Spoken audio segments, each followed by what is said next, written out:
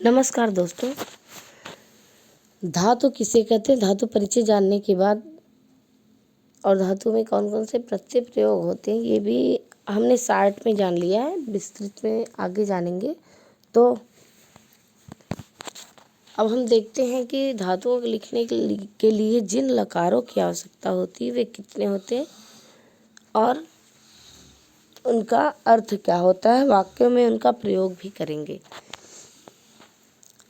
तो काल एवं विधि आदि अर्थों के आधार पर संस्कृत व्याकरण में 10 लकार पाए जाते हैं।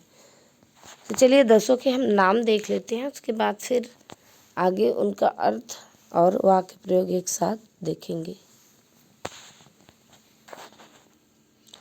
पहला है लट लकार, दूसरा है लिट लकार, तीसरा है लुट लकार, चौथा है लृट लकार, पांचवा है लेट लकार, छठा है लोट लकार और सातवां है लंग लकार, आठवां है लिंग लकार जिसमें विधिलिंग और आश्रयलिंग दोनों समाहित होते हैं, नौवां है लुंग लकार, 10वां है लिंग लकार। तो इसमें फिर वर्तमान काल का प्रयोग लट लकार जो है वह वर्तमान काल को व्यक्त करने के लिए होता है।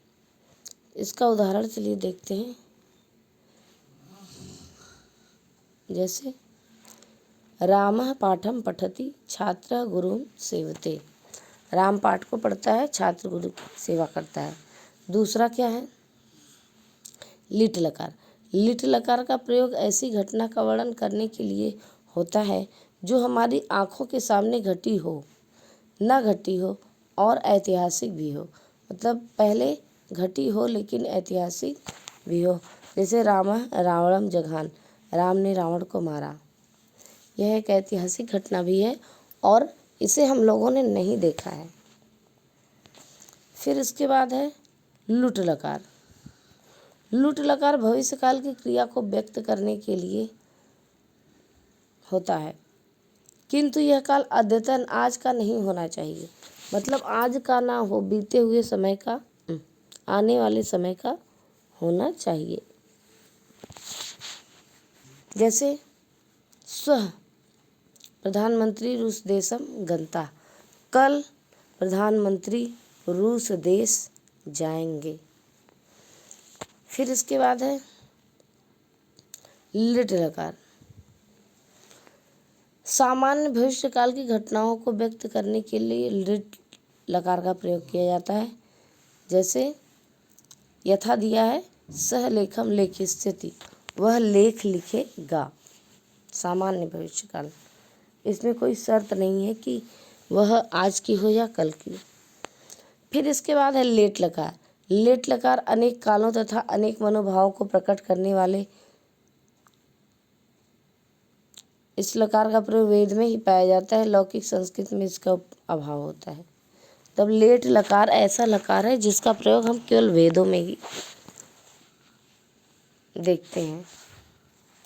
इसके बाद फिर है लोट लकार, लोट लकार आज्ञा देने के भाव को प्रकट करने के लिए लोट लकार का प्रयोग किया जाता है।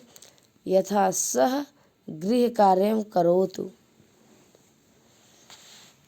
यहाँ पे आज्ञा का भाव प्रकट हो रहा है कि वह गृह कार्य को करे।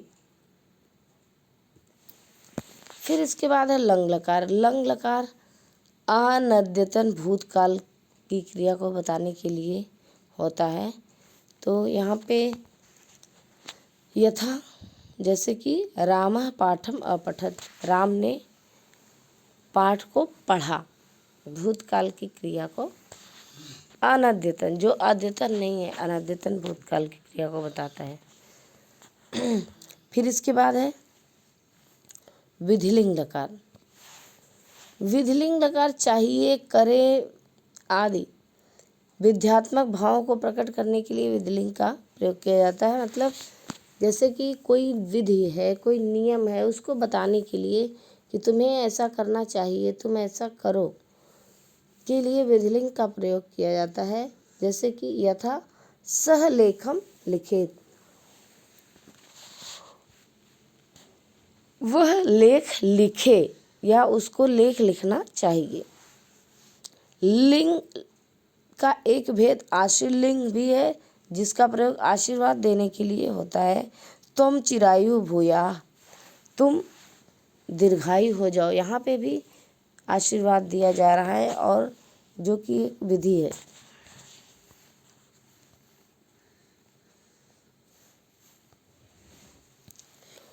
लुंग लकार सामान्य भूतकाल की क्रिया को व्यक्त करने के लिए लुंग लकार का प्रयोग किया जाता है। यथा जैसे कि पुरा राजा नलः अभूत्, यह सामान्य भूतकाल की क्रिया के भूतकाल में एक राजा थे, पुरा राजा नलः अभूत्। प्राचीन काल में नल नाम के एक राजा थे। इसके बाद फिर है लिंग लकार। लिंग लकार भाषा में कभी ऐसी स्थिति भी आती है जब किसी एक क्रिया के न होने पर दूसरी क्रिया में सफलता नहीं मिलती, वैसी स्थिति में लिंग लकार का प्रयोग होता है। लिंग लकार जैसे यदि वर्षा अभविष्यत् तर्हि दुर्भिक्षत् न भविष्याम। यहाँ पे क्या दिया गया है वाक्य, यदि वर्षा अभविष्यत्, यदि वर्षा हुई तो दुर्भिक्षम न भविष्यामि, तो दुर्भिक्ष नहीं होगा, अर्थात अकाल नहीं पड़ेगा।